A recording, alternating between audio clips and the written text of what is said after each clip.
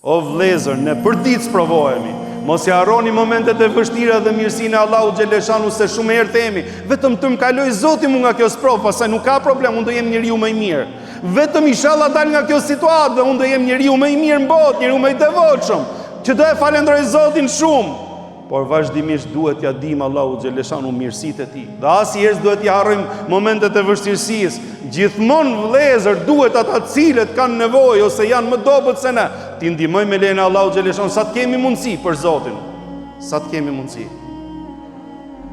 Nga kjo gjë desha të ndalem me 2-3 konkluzione dhe 2-3 pika. E para që s'duhet ta harrojmë kurrë.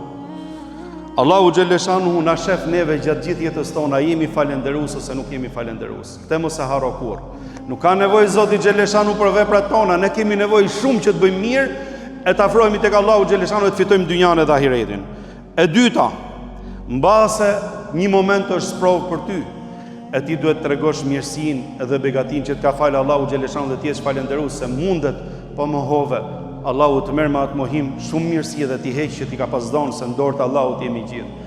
Dhe e treta, që të gjithë jemi të barabartë para Allahut xhaleshanu. Edhe ai që ka shumë, edhe ai që ka pak, gjithë jemi njësoj para Allahut xhaleshanu. E di kush është dallimi? Dallimi është që ai që i ka dhënë Zoti diçka më tepër është në sprovë. Nëse e përdor mirë, Allahu e ruajt, Allahu e begatoft. E nëse nuk e përdor mirë, vallahi hesab edhe llogari edhe do ta ketë pishman ditën e gjykimit kur dalim para Zotit.